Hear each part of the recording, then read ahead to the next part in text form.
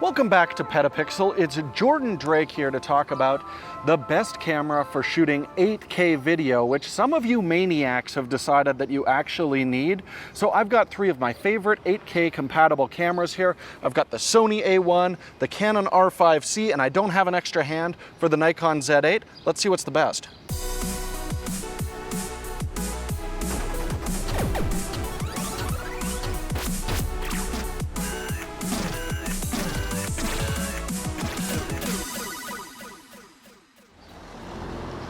Today's episode is brought to you by ViewSonic, who is now presenting their 4th annual Global Visual Arts Competition. Now, the theme for this year is Rise, and it's open to photographers and my people, the videographers. So get creative with the theme Rise, you know, rising to new height, or someone rising awake in the morning as a candid, they'll love that. What's in it for you? Well, obviously global recognition that's not only going to be online, but there will be physical exhibitions as well in different galleries around the world.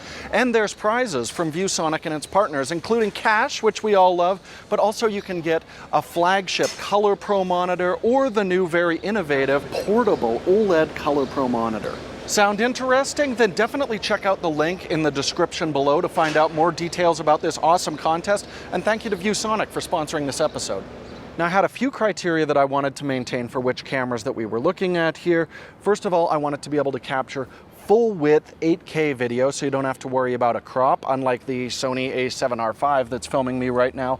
Also, I was looking for compact hybrid bodies, so these are ones that are going to be great photographic tools, as well as for capturing video. Also, these are cameras that I have a lot of experience with. I've shot projects on them, and I've recorded full reviews for each one of these cameras. There's going to be a title card over there. You can click on those and watch the full review. All right, let's kick things off with handling, and third place, it is the Sony A1. I should mention, this thing looks enormous. It's because our good friend Gary Cheung loaned us his personal camera.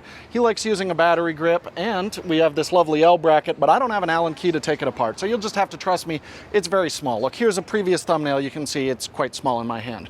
But my major issues with this camera in terms of the handling is it has a lot of controls that are dedicated for photography, like the AF joystick, but those won't actually work for like video tracking or anything. I have to push physically on the screen to initiate tracking on an object, and I just find the body a little bit too small for my hands, especially when you start weighing it down with things like monitors and mics on the top of it.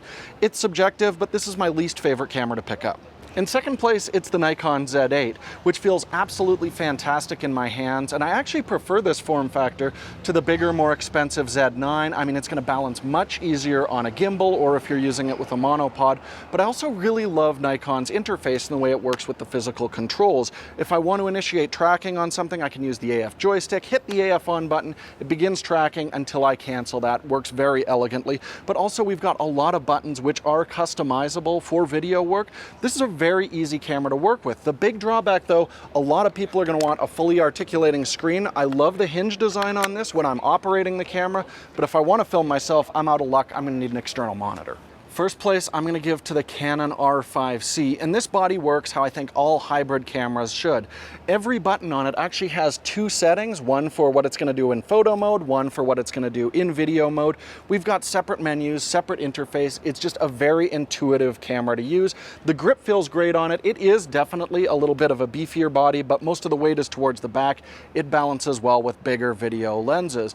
The big drawback to this, it does have a crappy micro HDMI port. That is a real strike, but not enough to keep it from being first place.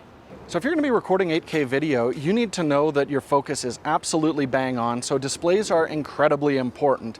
And in last place when it comes to displays, it is the Nikon Z8. I already mentioned the lack of a fully articulating display, although this back LCD is actually quite detailed. The real problem here is we've got a 3.69 million dot display with some really cool tricks for photographers. It's very bright, there's almost no latency, but that doesn't really matter that much when you're shooting video. And when I'm punching in to check focus or review footage, I definitely wish I was looking at a more detailed image. That's why this is in last place. Number 2 is going to go to the Sony A1, but it might actually be third place for you if you really like to shoot off the LCD. This is just a tilt display and it's the lowest resolution of the bunch. However, I really love using an electronic viewfinder, and this has an unbelievably detailed 9.44 million dot display on it.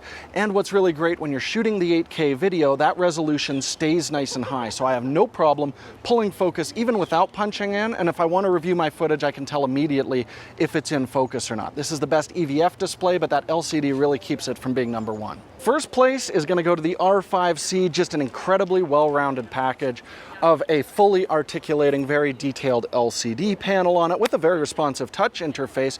We've got a 5.76 million dot EVF on this, which is totally fine for checking focus, especially because this is the only Canon mirrorless camera where you can actually punch in and check focus while you're rolling. And on playback, I find this is great for making sure everything is really detailed if I'm shooting 8K video. This does nothing wrong, so for that reason, it's our number 1 pick. All right, time for our battery life speed round. When we're recording 8K 10-bit internally to the card, the Canon R5 C crapped out after just over a half an hour. I mean, that is bad battery life. That sucks. It's very bad, and it is last place as a result of that. Second place goes to the Nikon Z8, which was able to record just over a full hour. So twice what the Canon was. I'd say it's pretty par for the course, but you're definitely going to want to have some spares. First place, that Sony Z battery is so powerful. It recorded an hour and 45 minutes before shutting down. This is the best battery life. Congratulations, Sony. You don't get thrown in the lake. Okay, let's stop the camera competition for just a few moments here, because one thing you may be unaware of is the massive amount of computing power that it actually takes to work with 8K video. So come on, join me in my office, let's discuss. All right, we're in my office where I record the PetaPixel podcast to talk about my experience with 8K video, because back when I first started with PetaPixel, we had a Nikon Z8 initial review, and I thought it would be really cool to shoot the entire thing in 8K. This gave me some really beautiful footage. The problem is I then attempted to edit that on my older MacBook Pro with an M1 Pro chip and 16 gigabytes of RAM, and the experience was absolutely terrible doing that. It wasn't playing back in real time, especially once I started to grade and add titles to things. It all just turned into a bit of a slideshow. It really reminded me of editing 4K video like 10 years ago. So when my editor Jaron came to me and said, why don't we do a 8K shootout between a few different cameras, I said absolutely no, that was a nightmare. So we reached out to Apple and they sent me this also 14-inch MacBook Pro, but this time loaded with an M2 Max chip and 64 gigabytes of RAM. And editing this episode where we're stacking multiple layers of 8K footage when we're doing comparisons, it played back like I was working with standard 4K footage. Even working with 8K RAW in DaVinci Resolve was playing back in real time, and my export times were almost real time. 30 seconds of footage exported in 30 seconds. It made it absolutely manageable working with 8K. So the real takeaway is if you want to edit 8K video without dealing with things like proxy files or dropped frames, you're going to have to invest in very modern computers, whether you're on PC or Mac. I mean, the computer that I was using here is a $4,000 laptop. So is it worth even shooting in 8K? I mean, there's very few 8K monitors out there, and the ones that are very expensive. I mean, most movie theaters aren't even capable of showing that much resolution.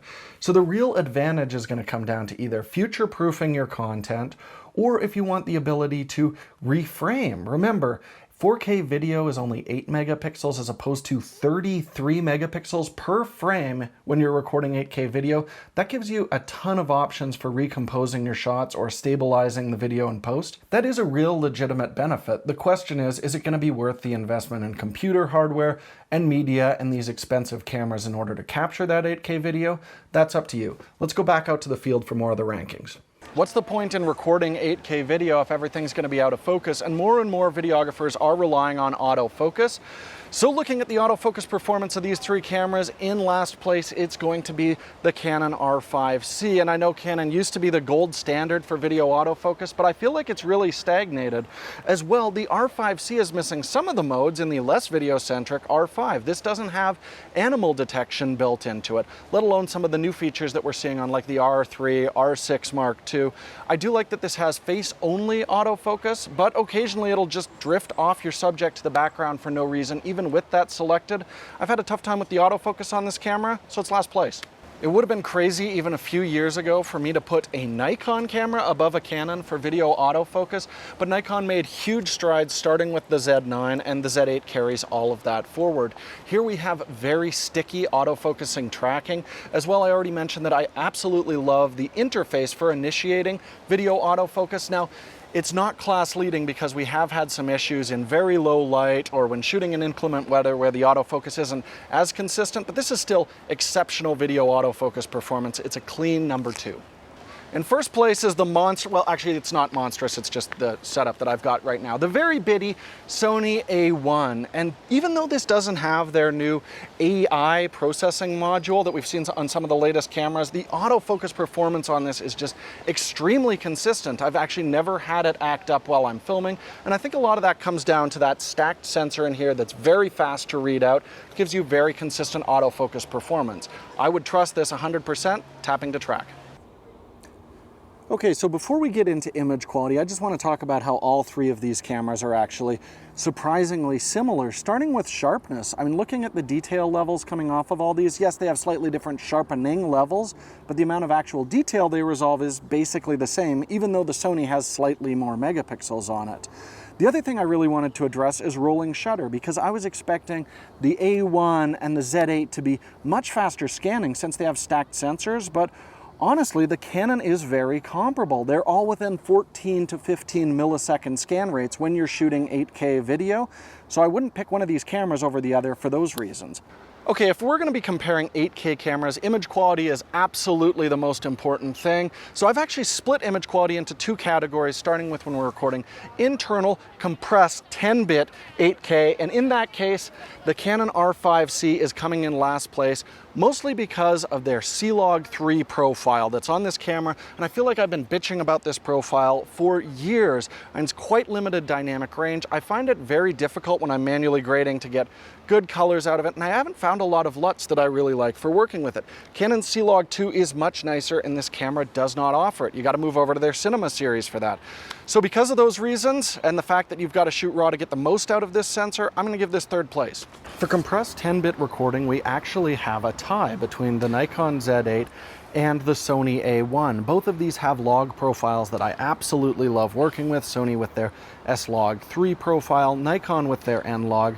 But as well, if you don't want to record log, I really like Nikon's flat profile and Sony's S-Cinetone profile. File sizes are also quite a bit smaller than on the Canon here, so these are better cameras if you're recording internal 10-bit. I can't really pick a winner. All right, so now you're shooting 8K, but you might want the absolute maximum amount of flexibility for the video that you've shot. You want to be able to change your white balance, adjust the level of noise reduction that you've got in it, really adjust the contrast of your scene. Well, then you might want to shoot RAW video. And if you are shooting RAW video, the worst camera of the three is undoubtedly the Sony A1. I mean, here, first of all, we can't even record 8K RAW video. It's only like just over 4K RAW out, and you have to put an Atomos on top of it, like an where the other ones we can just record it directly onto the card. This is a bad camera for shooting RAW, and you shouldn't shoot RAW video with this camera. You should shoot internal 10-bit. Whew, okay, for second place, we're back to cameras that can record internal RAW, and the Nikon Z8 does a fantastic job of it. Here you can use their proprietary NRAW format that's supported by DaVinci Resolve, record straight into that, but you can also record internal ProRes RAW. Unfortunately though, the 8K is not compatible with that, so we're going to disregard that for right now. The only drawback to this, it has very large file sizes on it, but as an upshot, it was actually the fastest RAW video to render in DaVinci Resolve. But if you plan to shoot RAW video, then the clear choice is the Canon R5 C, for a few reasons. This does record internal 8K RAW. Canon and Nikon both give you 2 data rates for your RAW recording, but in both cases, the Canon file sizes are significantly smaller, and with RAW video, that makes a huge difference. Now the trade-off is these are more demanding. I found my render times are a little bit longer on the Canon, but if you want maximum flexibility and the ability to actually record onto manageable file sizes with memory cards, this is the best way to go. All right, those are all of our categories for comparing these cameras, and if you look at our scoring, you can see they all placed very similar, but yes, the Sony did come out ahead, followed by Nikon, and then Canon. But I would say all of these have their own skill set. And the Sony, if you're looking for a very compact body with excellent autofocus, would be the clear choice. I find the Nikon to be an excellent all-rounder, especially if you're operating the camera and filming other things instead of filming yourself. And the Canon is an outstanding choice if you want the flexibility of working with raw video. As well, every one of these cameras has a limitation that might not be covered by our categories, but may be a real deal breaker for you. Like the Sony A1's 4K video is not oversampled, it's subsampled, so it's noticeably worse than what we see with the Canon and Nikon. The Nikon doesn't have a fully articulating screen. If you need to film yourself, that can be a real problem. The Canon R5 C doesn't have any kind of in-body image stabilization. That's kind of okay, because Canon's IBIS sort of sucks a little bit, but still, if you need stable handheld footage, that's not the right way to go. But if you have your heart set on recording 8K video, it's nice to know that there are 3 excellent options for you out there. I would love to know, do you think 8K is useful, and are all of my conclusions accurate? Let me know in the comments below.